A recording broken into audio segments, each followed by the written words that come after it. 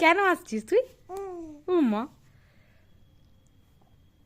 দেখো দেখো ধরছে কিরকম ওকে, নিজে প্যান্ট ধরছে।